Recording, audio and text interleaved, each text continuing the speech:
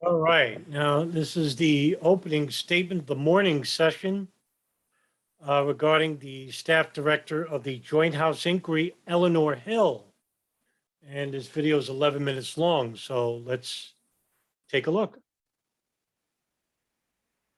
Good morning, Chairman Graham, Chairman Goss, members of these committees.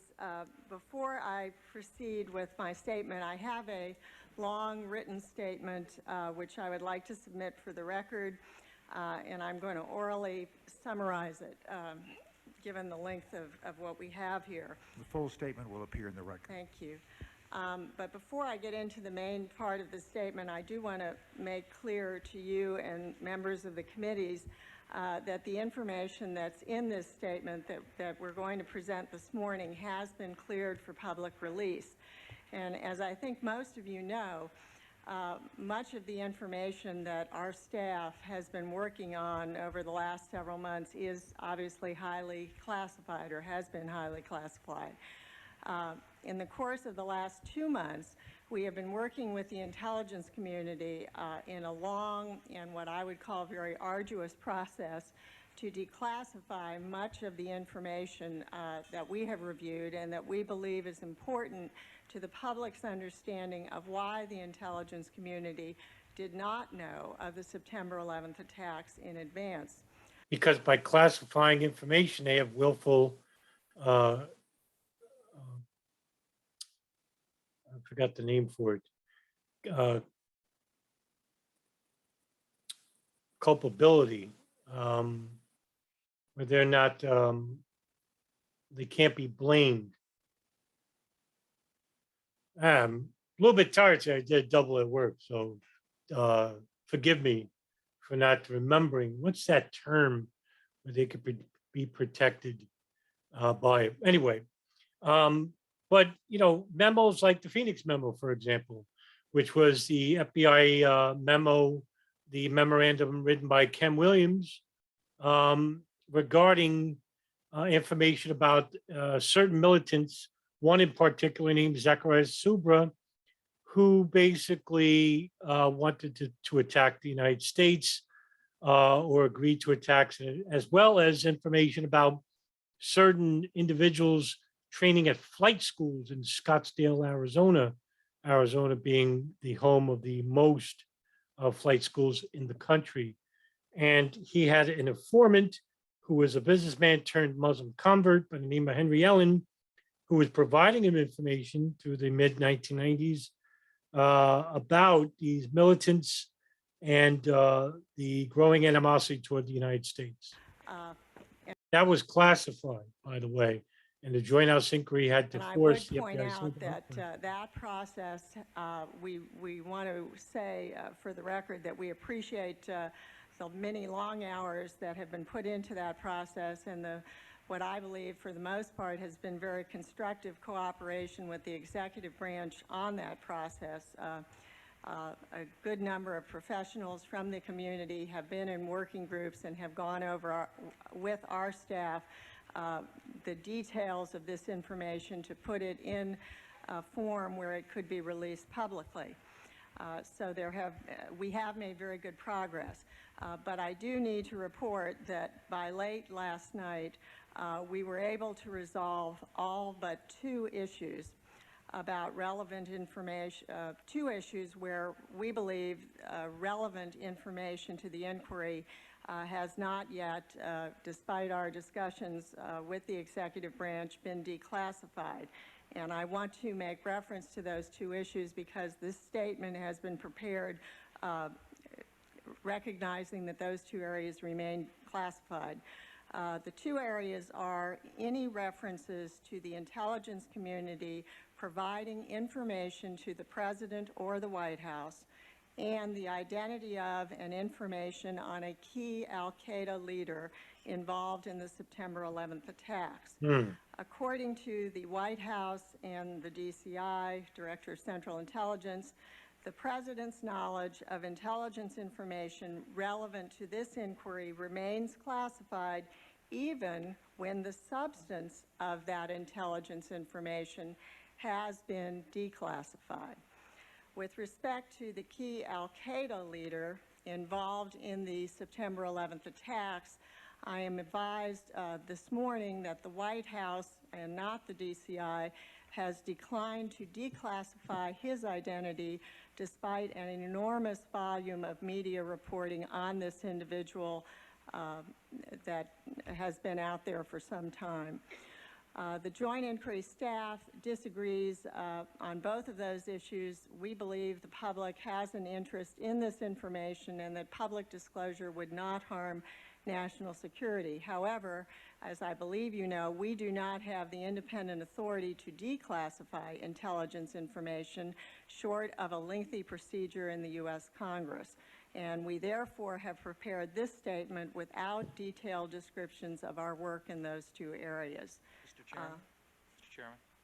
Okay, so here's the problem, is that the FBI investigation into the events of September 11, 2001 was a code name called Pent-Bomb, right? Pentagon, Twin Towers bombing, right?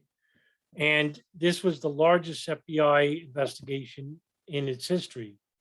And what happened was that a lot of the information that they collected, the data they gathered, much of it was classified, right, for reasons of protecting national security.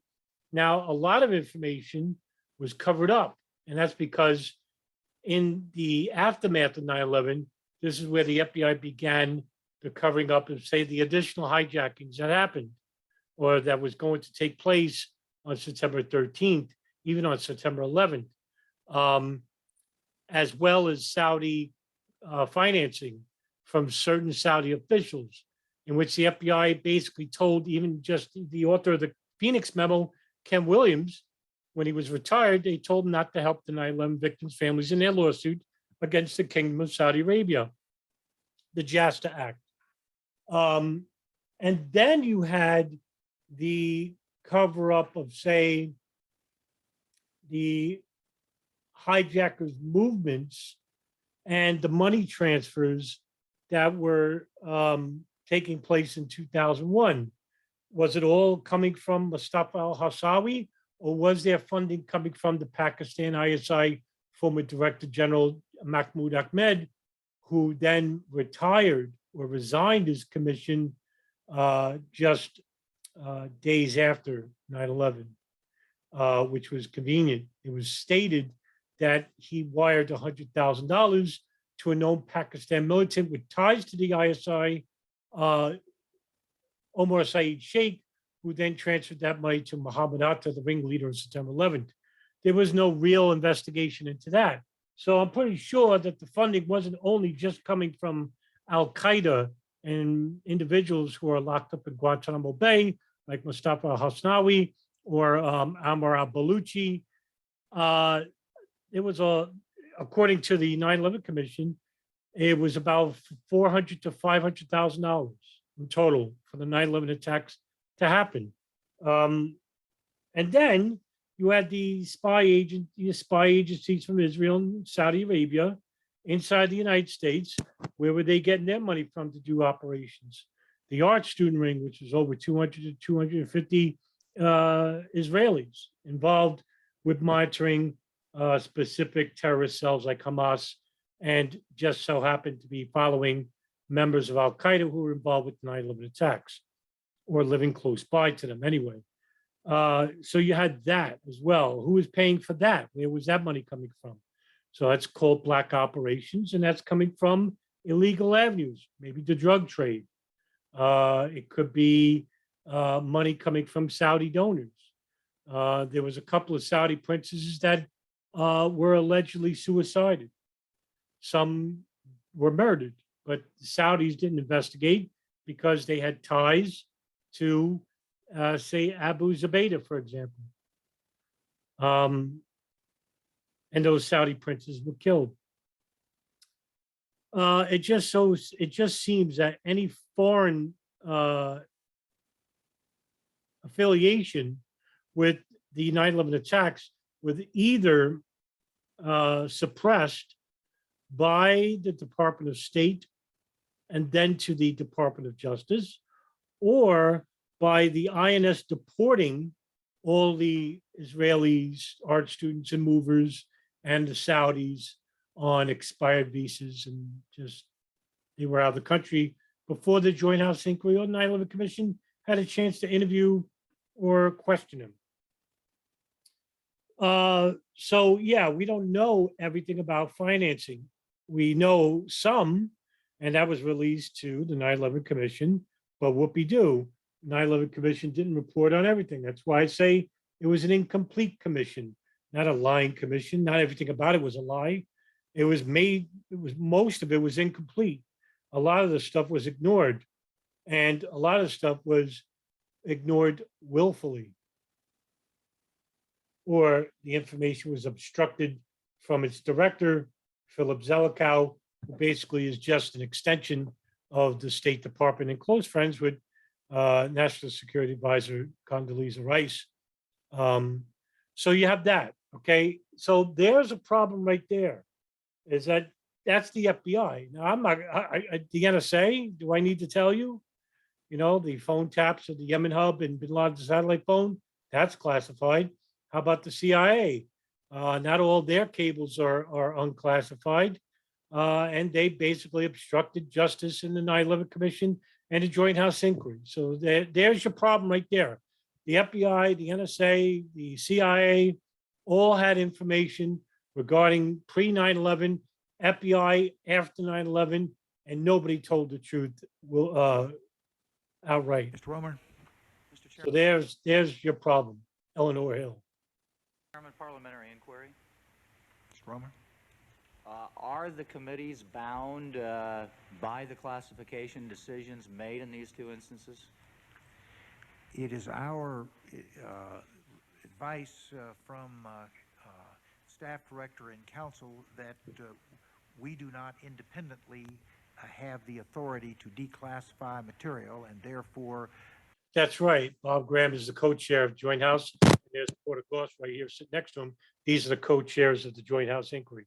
Now, yeah, they have to go to the declassification process, usually from the National Archives or from the FBI, and ask for a declassification of like memos, of cables, or of Central Intelligence reports. we are constrained by the decisions made by those who have that legal responsibility. Further parliamentary inquiry, Mr. Chairman. Is there a process then that either the committee or the Congress can undertake to challenge a classification decision such as that? The answer is yes, and I would like, Ms. Hill alluded to the fact that there was such a process. I think she described it as being cumbersome. If you or our council might briefly explain what the option is to Congress. Mr. Chairman, I am not an expert on the committee process. As I understand it, from speaking with the full committee council on this, it would require the Congress you'd have to have a vote. I'm not sure if it's the full Congress or the Senate or House, but there's a vote involved. You would have to run it through the Congress itself would have to override that classification decision. The reason that we did not originate this information in under the classification system, the agency that originates it makes the classification and declassifies it, and in this instance that would not be the Congress. So the only alternative would be to go through this what I am told is a lengthy, rather prolonged process. I should point out that right before the hearing this morning, I was advised by the White House that they were going to look at these two issues again, and they thought they would review it again within the next 48 hours. And I advised them that if their position changes, please to advise the committees, and we could always issue a supplemental statement on those two issues for the record. So my assumption is they are still reviewing it. Final parliamentary inquiry, Mr. Chairman. Does the chairman intend to have this committee consider or debate that kind of process?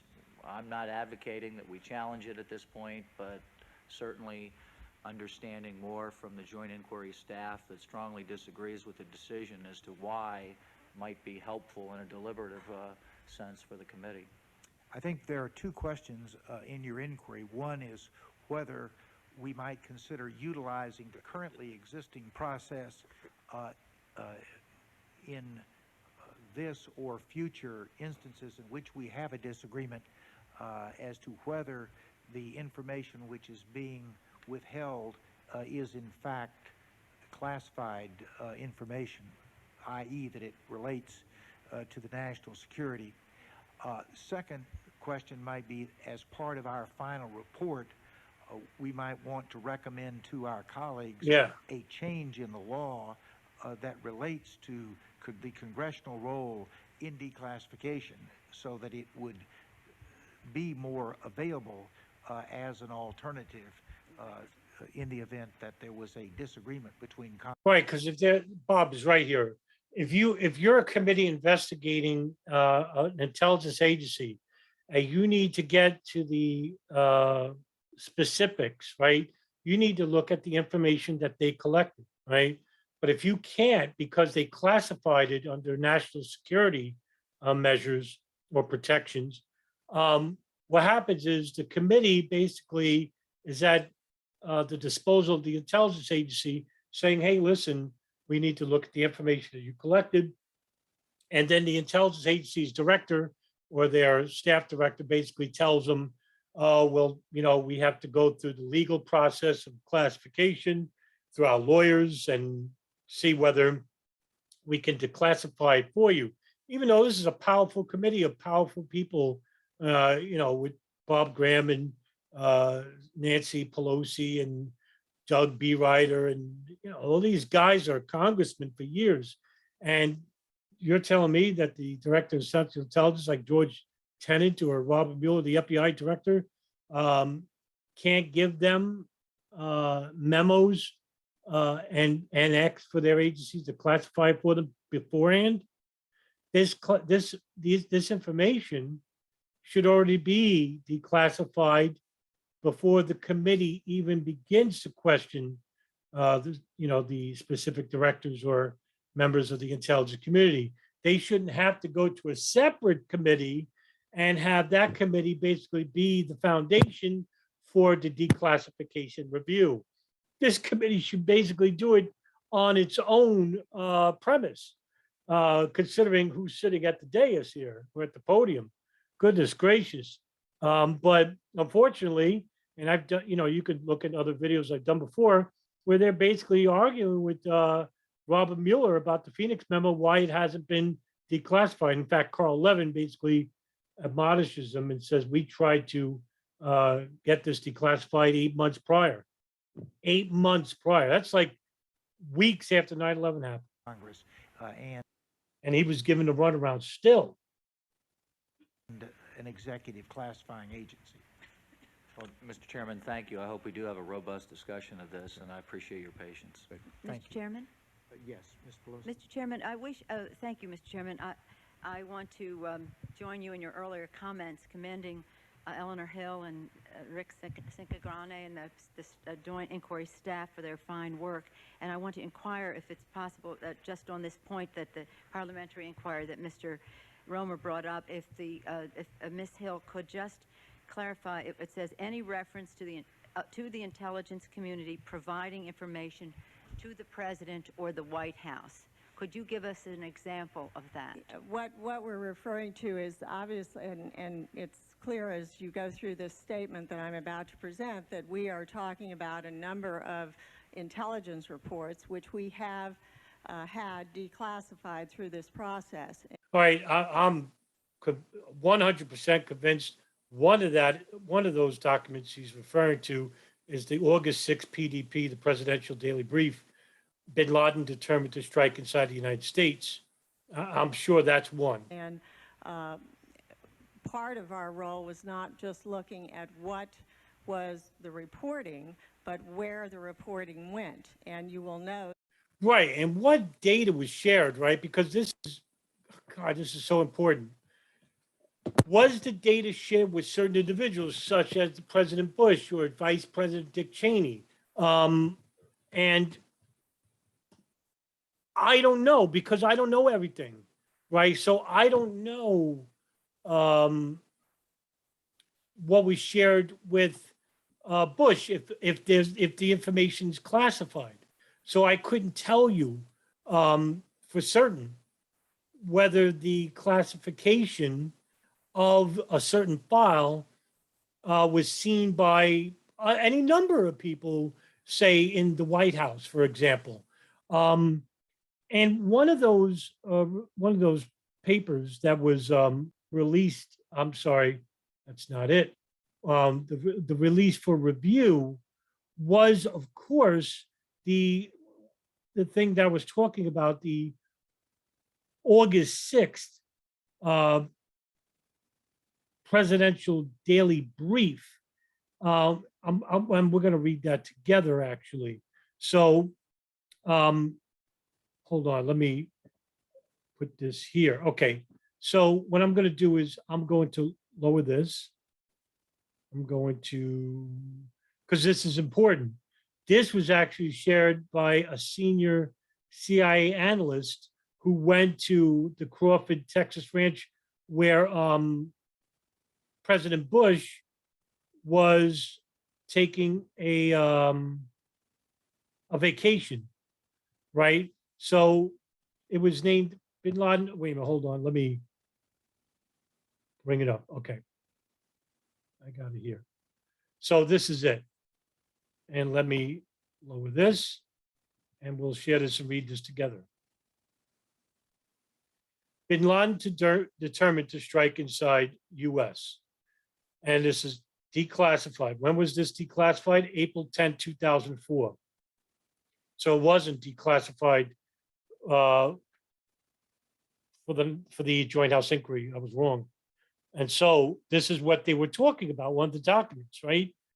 So it talks about the information given to the FBI about Ahmed Rassam, who was involved with the Millennium bombing plot in January of 2000, in which it says that clandestine foreign governments and media reports indicate Bin Laden, since 1997, has wanted to conduct terrorist attacks in the United States.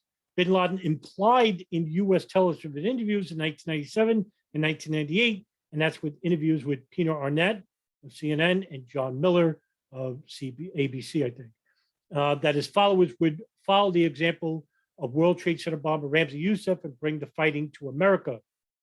The Millennium plotting in Canada in 1999 may have been part of Bin Laden's first serious attempt to implement a terror strike in the U.S.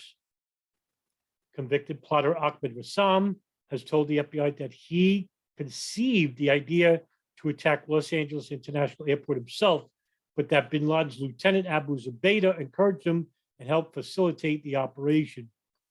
Although Bin Laden has not succeeded, his attacks against the U.S. embassies in Kenya and Tanzania in 1998 demonstrate that he prepares operations years in advance and is not deterred by setbacks.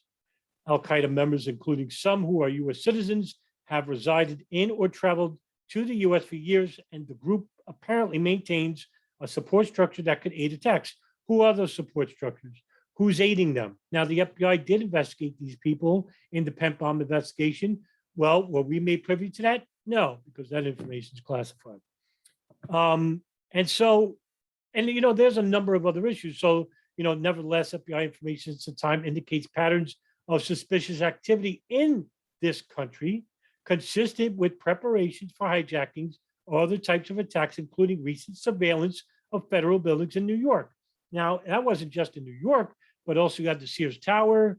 There was a film that was taken of the Hoover Dam. And yeah, I mean, we're talking about like a large network of people that we should have investigated years ago. But a lot of these people were deported. So what does that mean? That means that we are not being privy to all the information that the intelligence services have unclassified. And the declassification issues continue to hinder our quest for 9/11 truth. And so there's another problem. that this statement Why?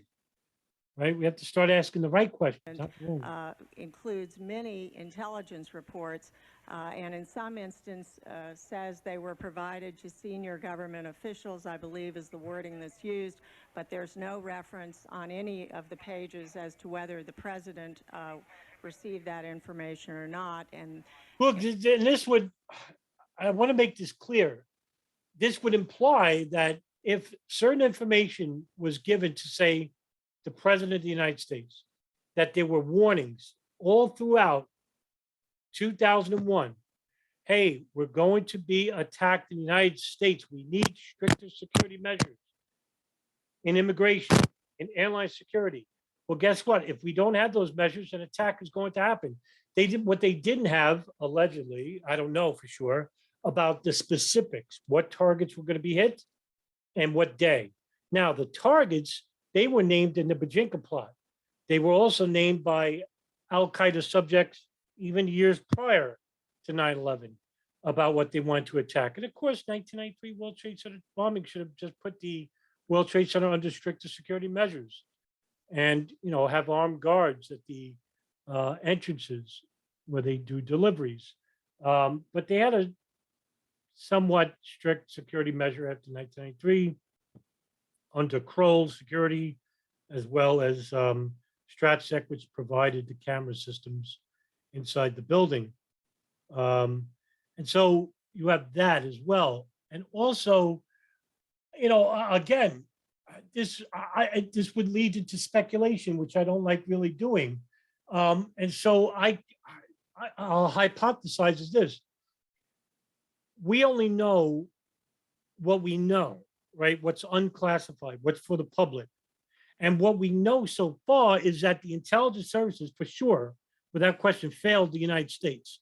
And that the intelligence services from around the world were warning the United States an attack was going to happen. Even the CIA did this months, just weeks prior. Even though they weren't truthful to, say, the members of the National Security Council or the State Department or the FBI, they hid information from them intentionally, right? Same thing with the NSA. Well, we had Italy, we even had Israel, Saudi Arabia give vague intelligence reports. Italy was actually more descriptive because they had a listening device with an Al-Qaeda cell in Milan, where they heard one person say that the brothers in the United States were preparing to bomb the United States using airplanes as weapons. That's not me making that up. Just look up Al-Qaeda Milan cell. And it was a story that should have been given more prominence. Anyway, right? So we had, the conspiracy is this. There was more than enough warnings to go in just 2001 to where we could have had stricter security measures at immigration, stricter security measures at airliners and airline screening tests, right? That maybe we can deduce that part of 9/11 maybe couldn't have happened. But because we had lax security, because we didn't share the intelligence reports, or the CIA didn't, and neither did the NSA, to, like, say, the security apparatus at Newark and Logan, Oregon Bright Security. They didn't share with the FAA. I'll just say this. They didn't share anything with the FAA, the Federal Aviation Administration. They didn't share anything with the Immigration Naturalization Services. Hey, be on the lookout for people arriving from Afghanistan and Saudi Arabia. No, why? Because the FBI gave an excuse and said, we don't want to offend our Saudi allies by implying that terrorists come from there. Guess what? Terrorists come from there because it's a terrorist country.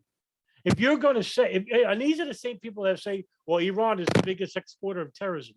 No, they're not. That would be Saudi Arabia, Israel, and the United States for all different reasons, right? No, if we looked at our own face in the mirror, we'd find out that we are the real terrorists. So in this instance, with 9/11, the terrorists were coming from Saudi Arabia.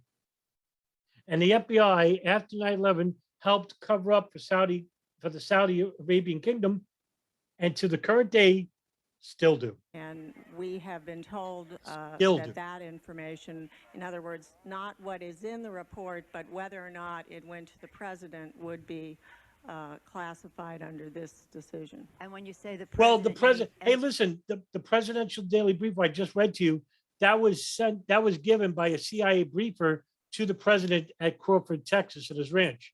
And that's where Tenet basically lied to Tim Romer, not of the Joint Inquiry. Tim Romer served on the Joint Inquiry 9/11 Commission and was the only congressman to do that. When Tim Romer of 9/11 Commission interviewed George Tenet, Tenet told him that he had never saw the president in the month of August. Well, he saw him 3 times. 3 times. a president and That's correct. And clearly, if you look at this statement, the reporting has dates on it, and the reporting is not just reporting that would have been under the current administration, but also reporting that was made under the prior administration. So, and the decision, in fairness, obviously, to the White House, it is not simply as to this sitting president, but as to any president. well, I would hope, Mr. Chairman, whoever is presiding here, that Mr. Romer's comments will be taken seriously by Yeah, the chairman, should. and that the committee should consider their options under existing committee rules to make this information public, depending on how it goes in the next 48 hours. And I would, Funny because the presidential daily brief was declassified, as I show you, 2 years later. So I think that the White House should be aware that there is strong interest among many of why? Because the committee would basically then interview, say, Robert Mueller or George Tenet or Michael Hayden of the NSA and say, hey, how come you guys, we're using the presidential daily brief, the August 6th one. How come you guys didn't send this information to the FAA or to the INS or to the Joint Terrorism Task Force, right? How come this wasn't shared with anybody?